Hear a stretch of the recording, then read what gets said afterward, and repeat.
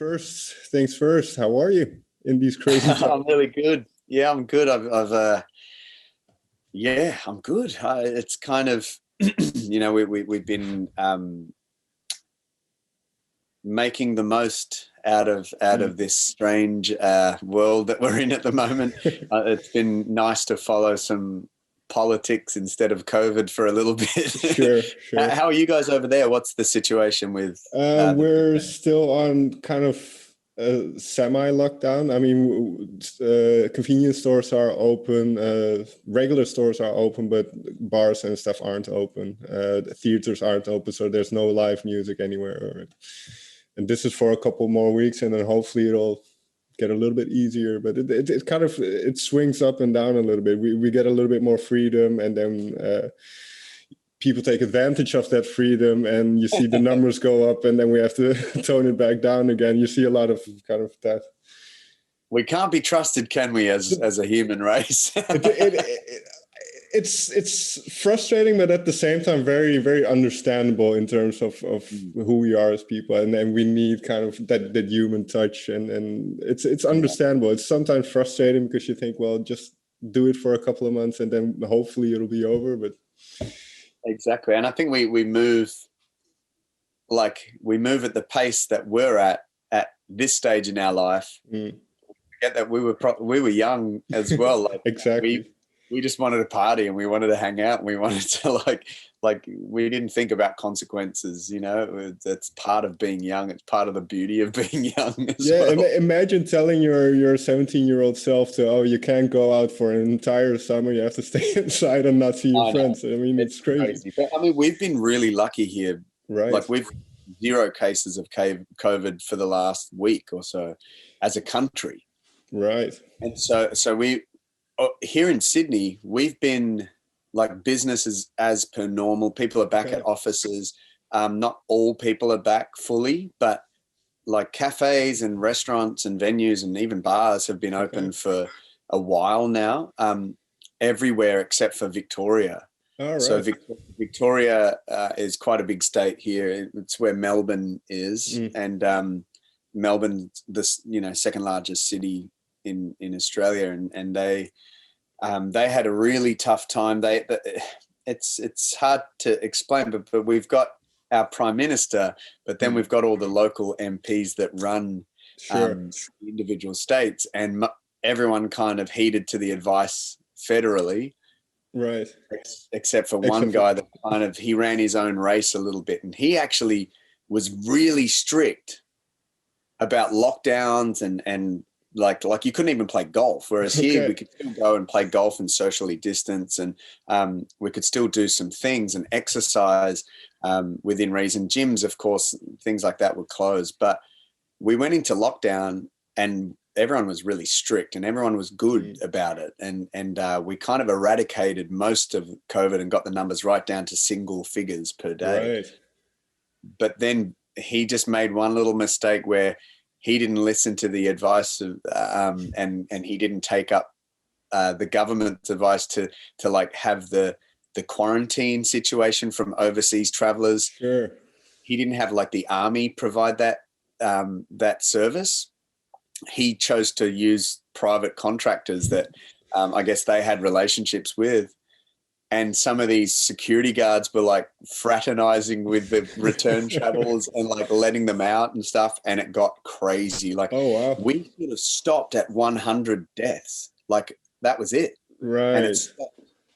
And then this went crazy in Victoria. And just in Victoria, they had 800 something deaths, like close to 900 deaths. So it was crazy. And then around the rest of Australia, there was pretty much almost no deaths. And very low cases. So now Victoria went into a long, strict lockdown, and now they're out of it. And as a country, we're kind of like, we're in a good place, but we've seen, I think Victoria was a good reminder that this thing can get out of hand like that. Right. And, because even the numbers Oh, sorry. Even the numbers that you mentioned, 800, that's nothing compared to what's going on here. I mean, Yeah. Or I mean, look at the US. That's even a step further. It's crazy. So it is not to be underestimated, I suppose. Exactly. Yeah. Yeah. But I mean, it's and even your close neighbors with Sweden kind of thought they were doing it their way, and it just backfires. But it just shows you that we're living in a pretty historically significant time. That Right. is, we lived through this. Our parents and our grandparents talk about things that they've lived through, and I feel like it doesn't sink in properly. Think about living through wars, like Right. world wars. Right. That would have been insane, and but I think this has made people realize that we have had it good for a very long time. Where, sure. especially, I mean, if you talk to someone in Syria or some downtown Syria, they probably have a different view about things. But largely, the Western world has kind of escaped major world events, and it's crazy though. Yeah. I like the way you phrased that, living through this time, because I think that's a great segue into the album, because it's about things that you lived through for a great deal. So when this realization for you, or did you have a lot of self-reflection as the pandemic started? Was that a time for you to look back and just go over your life a little bit? Absolutely. Oh my God. I think what it did was it realigns your priorities. I went, for almost 2 decades, like 17 years of doing this, as a signed artist. I've done 9 albums and an EP, sure. And I just got used to this pace, especially for the first 15 years. I just went like crazy. I was a workaholic. I was addicted to working. I just got used to that pace. And you make a lot of sacrifices when you work at that pace, and you sacrifice relationships, and I think you sacrifice yourself as well. You can lose your identity a little bit, and your self-worth is trapped in things that sometimes aren't even real. And so I feel like COVID's kind of, it's reordered that priority list, and it's made me realize what really is important. And I think everybody's like that, like everyone that you speak to around the world, especially when you're in forced isolation. Sure. We kind of got to the pinnacle of superficiality and highlight reels of life. You looked at social media, all it was people posting about how great their life is, legs with the ocean or an infinity pool in the foreground, popping bottles of champagne and like being out in clubs and doing things that were quite indulgent and quite almost like showing off like how great our lives are. And I feel like one thing to come out of this pandemic is for people to actually realize it's okay to have crappy things happen in your life too, and to just wear it as a badge of honor almost. It's been, I feel like it's changed a lot for a lot of people. And for me, Bronwyn's heard me talk about this quite a bit, but it's actually nice to talk to you, especially being in the Netherlands. There's a song that connected over there called Before I Go, and it's been my biggest hit in the Netherlands personally. It's not my biggest hit everywhere else, sure. But I just have this, it's really taught me the value of how a song can really be the right song for a certain place. But it was at a time, and people over there don't even really know because I haven't really spoken about it much. You don't understand how important that was for me, like as an artist and as a human being, to have the support and the love that I received from the Netherlands. Like with that song, I was going through something that was really hard to deal with at the time. And that was the first song that I sat down to write for this album. And it was right after I'd gone through a really messy management split. And we hear about these things all the time. And unfortunately, people are kind of immune to it, and they go, oh yeah, but management splits, a manager has screwed you over or done something to you. That's every artist. But it's not actually true. There are some beautiful managers out there where their heart is in the right place, and they would never do something untoward. They care. They love music, and they know the power of music. But I was in a position where I was with the same manager for like almost 12 years. We were best of friends. Our kids were the best of friends, our wives. We were so entangled in each other's lives. And a manager, you place your whole life in their hands. You trust them so much. And I unfortunately uncovered some things that were heartbreaking, and I saw it as quite a big betrayal. And then it ended up being a much bigger betrayal because it ended up going to court and getting really ugly. And this guy's like a lawyer, and I'm obviously not a lawyer. So I felt very helpless and bullied, and like I was, how someone can like make you feel dumb and make you feel like you're doubting your own truth. Like you think something's the truth, and someone can actually make you even doubt that. But this guy ended up getting arrested on 61 counts of fraud for $1.15 million. Wow. So like it's not about the money. It's not how much money he took or money that he didn't pay or whatever. Like it's all of those memories that I thought were genuine memories with somebody that cared about me. But could do that to you, like, and so it leaves you in this weird space where you're so vulnerable, you don't know who to trust. I thought that was it. I thought that was my life and my career was done. At one point, I just didn't know what to do. Like I felt really alone. And so when I sat down and wrote Before I Go, dude, it was like such a healing song for me. It was my fight song. It was me saying, no one can tell me when it's over, or try and put a ceiling on what I can achieve and put an expiry date on me and my gift. And every time I sung that, it meant something, but it didn't mean anywhere near as much as when I sung it in Amsterdam. That was like the last proper gig that I did. Oh, okay.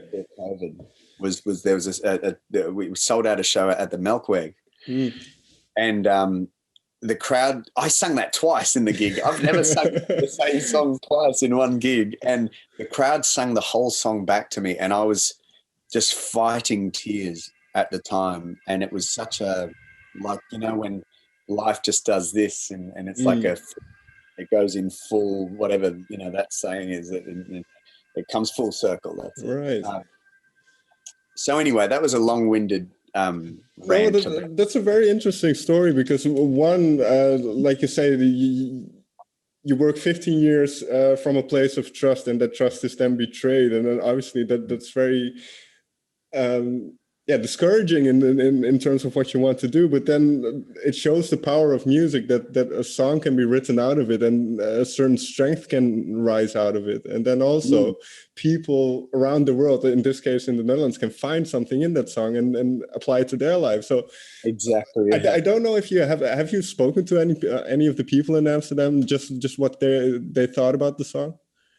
Oh my gosh, all the time, like online, people are always writing to me about that song, and it's in the UK charts right now. Okay. There was a UK artist, she's like a musical theatre artist or something, that it's being played on BBC Radio 2 at the moment by she's a, I didn't even know about it. Like someone sent it to me and they were like, oh, someone's recorded your song, like a cover of your song, and it's getting played on radio in the UK. And I think it did exactly that. It reminded me the power of a song and how it can lift people, not just me. It was my fight song. Sure. I wrote it for myself at the time. Sure. But then people, they take it and it becomes a whole new meaning for them. And so music is beautiful. Like it's just, I've been doing this for a long time, but I just keep discovering more about how amazingly pure and beautiful music is and how powerful it is. And it's best job. In terms of the songwriting then, because I don't know in what time span this is written. I believe some of the songs were written before the whole COVID thing and then some a little bit like later. more than half of the album was written before the pandemic. Yeah.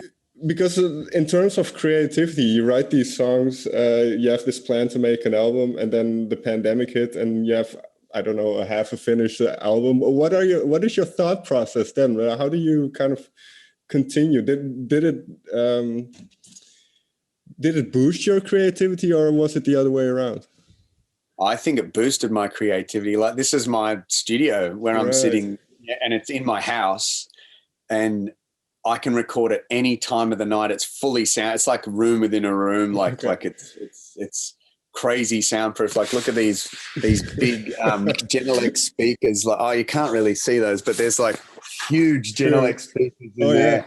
And I can crank those. I've got a massive subwoofer behind as well. I can crank it at like 2 a.m. and no one can hear it. It's so good. Like, so it really did. It just increased the time that I could spend on stuff, you know, like I wasn't jumping on a plane every, few days or, I was still busy. I was recording The Voice. I'm a coach on The Voice over here. And so I had that. That was weird as well, because half of the show we had the other coaches here. Then the other half, there was the 2 Australian coaches, me and another girl, Delta Goodrum. Right. And then Boy George was in the UK and Kelly Rowland from Destiny's Child, she was in LA.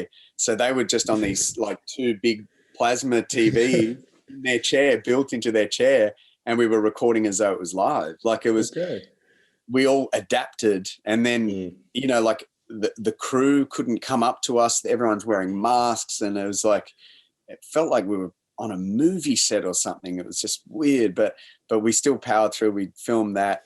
And that was all I was doing. I was just doing that and writing music. So it was, it was a good time to make music, I thought. And I think also that isolation, it makes you more, it sounds very hippie, but makes you more in touch with yourself, because it's just you and your thoughts. And so as a songwriter, I was able to process without distraction. And it was a really nice way to write, actually. I really enjoyed it. And then I was writing on Zoom, like Zoom calls like this, where there's a plugin I can put in Logic or in Ableton.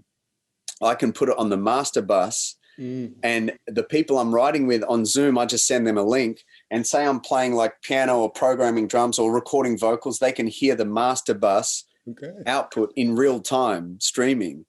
So that, in good quality, to like 192 quality. So it was like a really interesting way to write. So I'm sitting there writing with someone in LA and London, and I'm here, like, and we're tossing around lyrics, and it felt like we were in the same room. It was really cool. So I think it's opened up a lot of possibilities that otherwise, like, I probably would have flown to Netherlands to write with some people there, or flown to Sweden, or flown to the UK or whatever.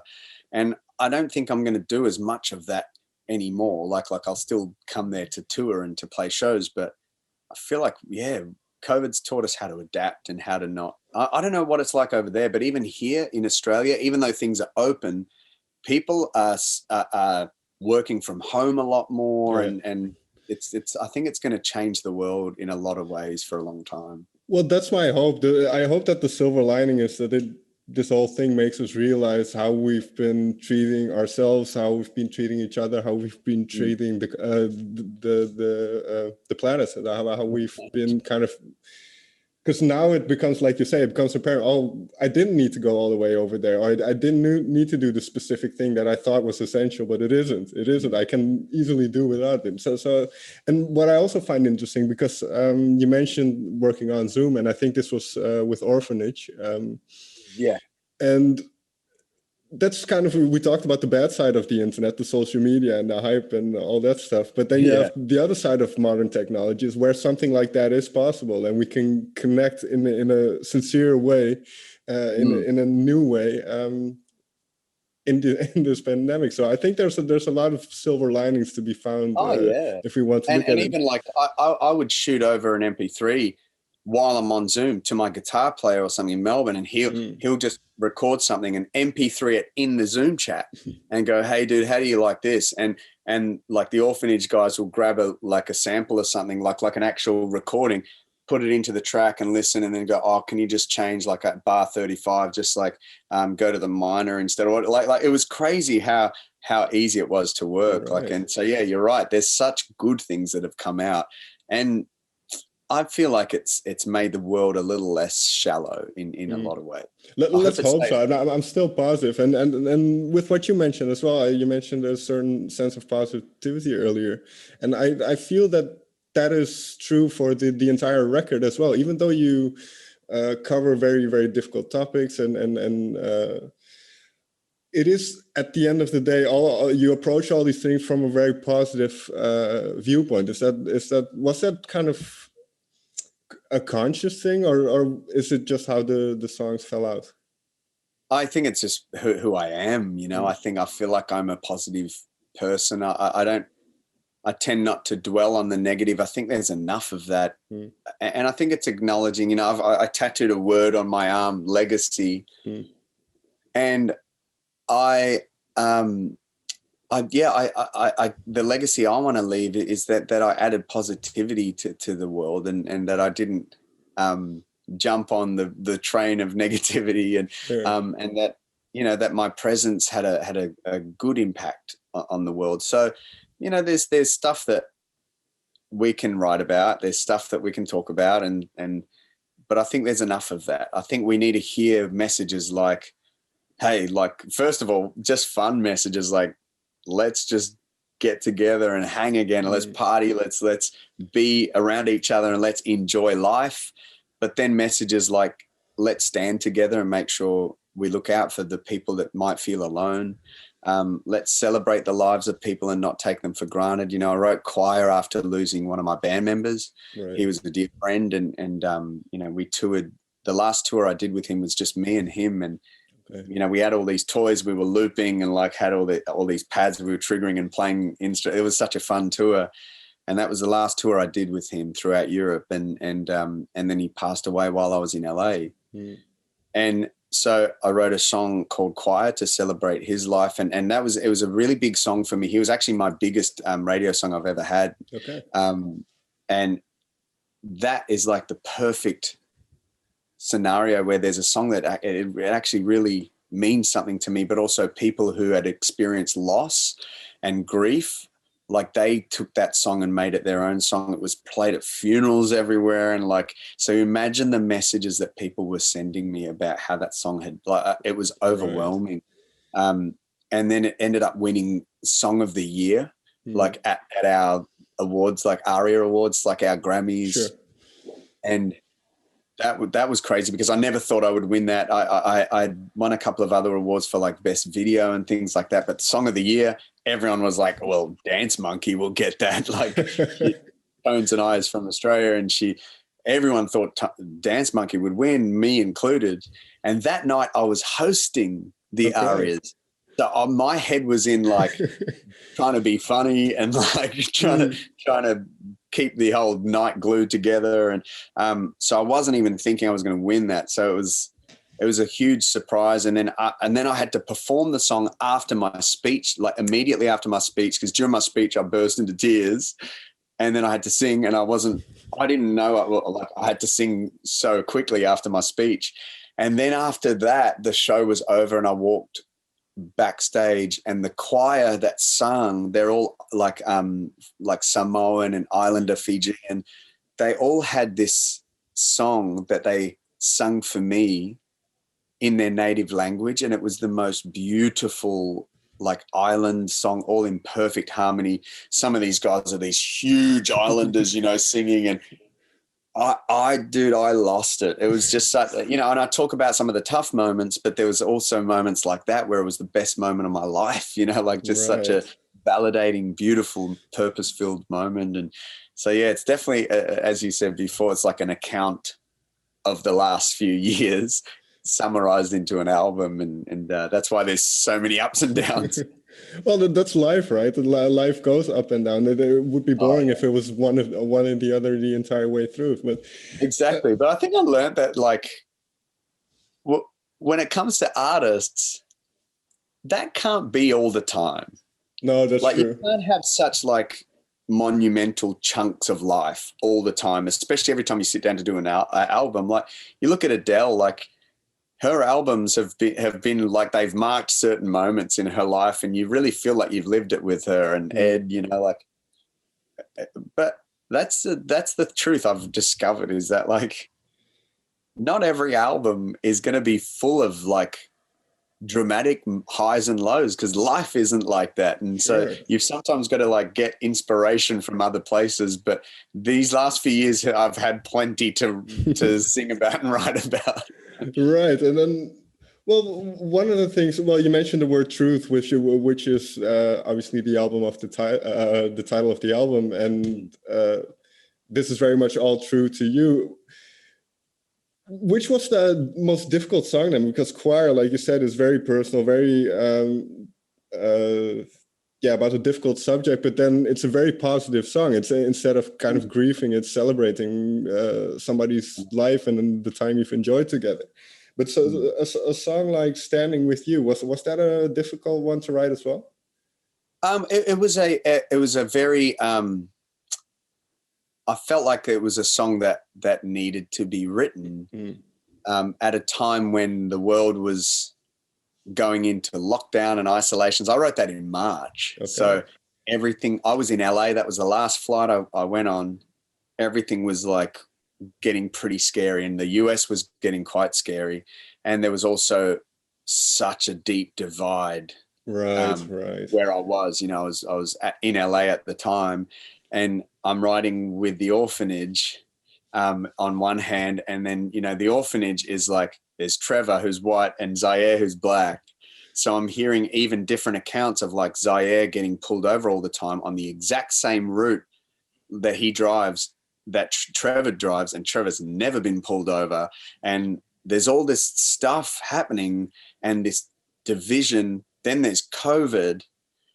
And I'm sitting there like, it was quite an overwhelming sense of like, there's a lot happening right now. And there was a lot that was happening in people's mental health. And so I was on the way driving to the studio to write with a friend of mine who I wrote Before I Go with, Jamie Hartman.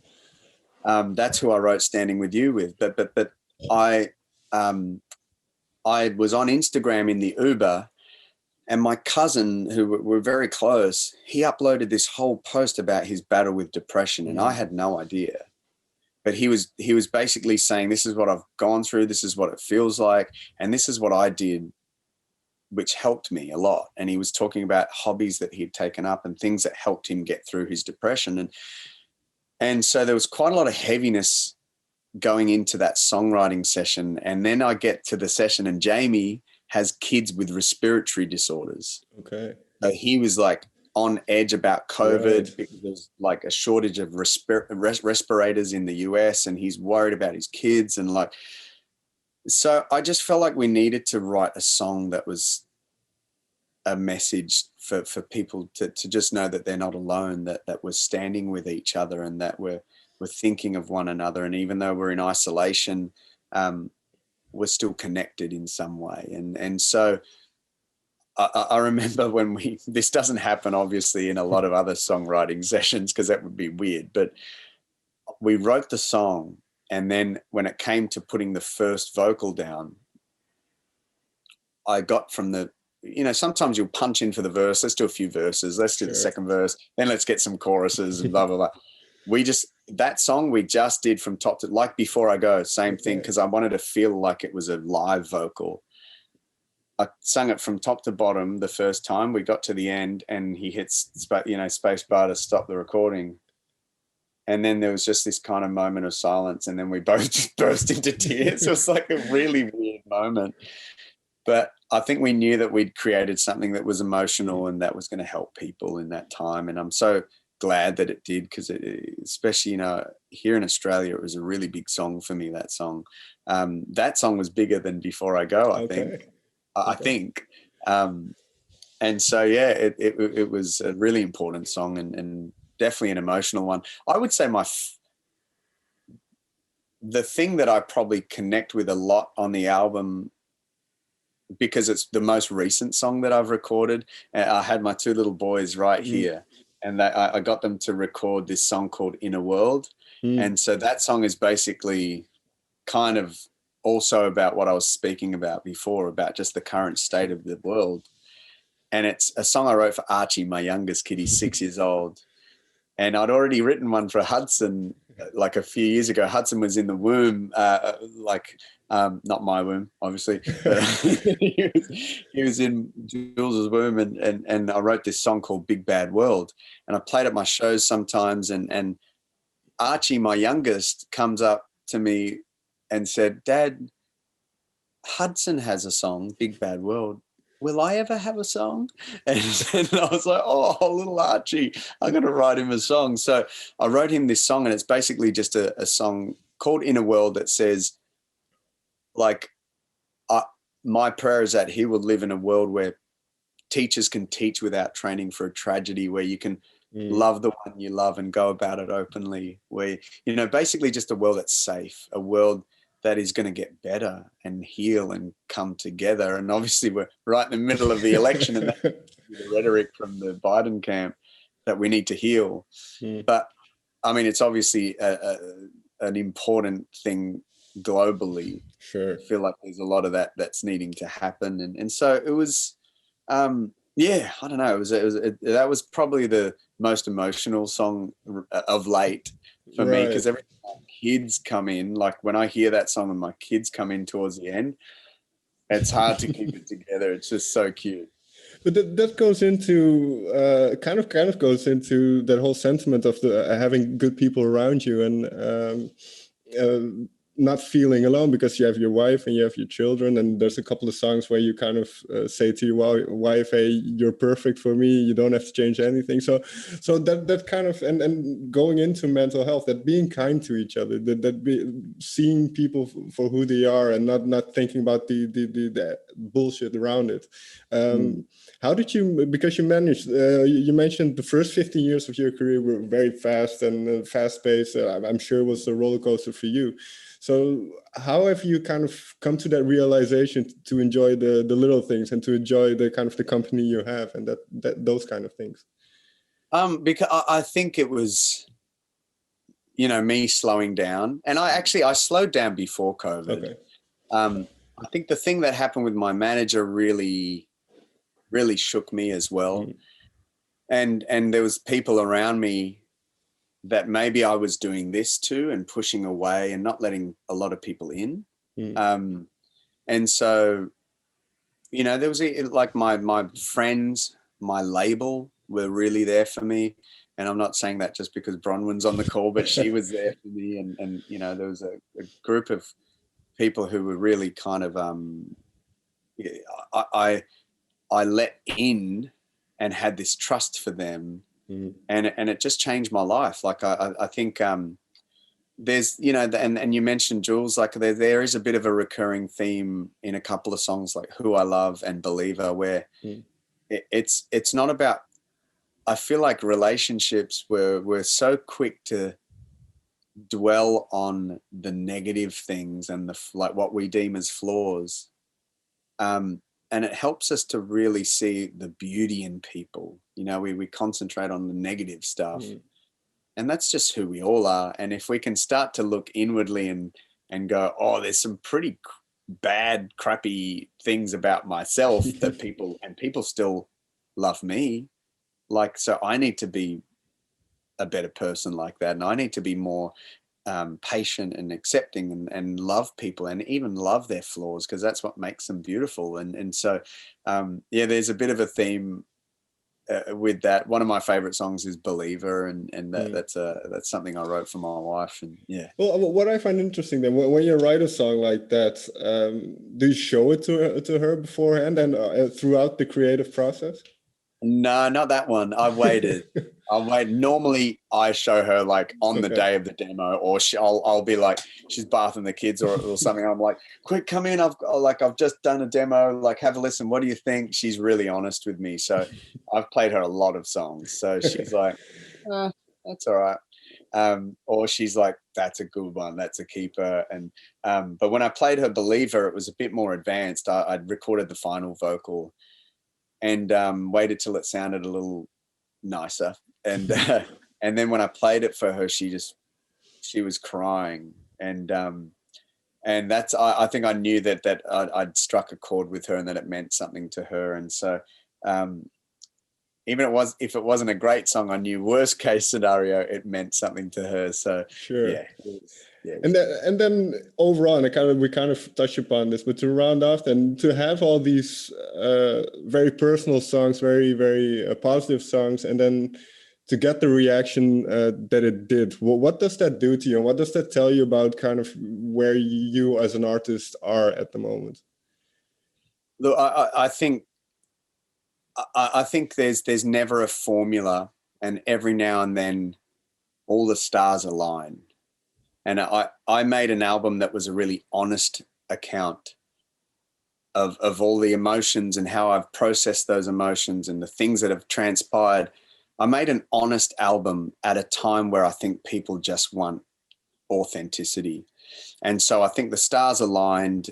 And, I don't think there's ever a formula, because people have probably made honest albums that didn't resonate because the time wasn't ready to receive honesty. So I don't really know. I don't think there's ever a formula in music. Some things just connect.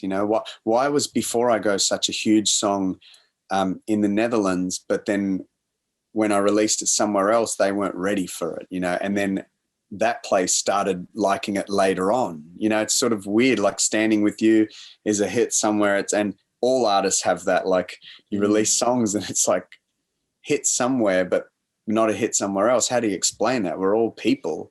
And so I just think, I think there's many, many factors that obviously go into that. But I think art is created sometimes at the opportune time and the perfect time for people to receive it. Sounds good. All right, Guy. Thanks so much, man. Yeah, thank you so much for sitting down with me. It was very interesting, and I love I sat down and had like a counseling session. To be honest, I feel like I'm talking to my therapist. I hope in a good way, then. In a very good way. Okay, that's good.